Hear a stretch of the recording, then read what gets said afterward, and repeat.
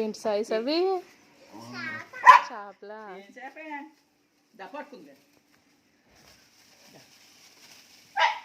బతికే ఉన్నాయా?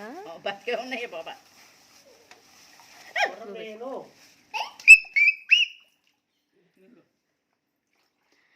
ఎన్ని ఉన్నాయి చేపలు? తింటావా చేప? ఇదిగో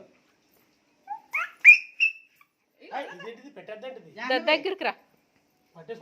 రేపు బైరోగి వెళ్ళగు లేదు నా బైరవా పట్టుకో పట్టుకో దా ఏం చేయండి దా పట్టుకో.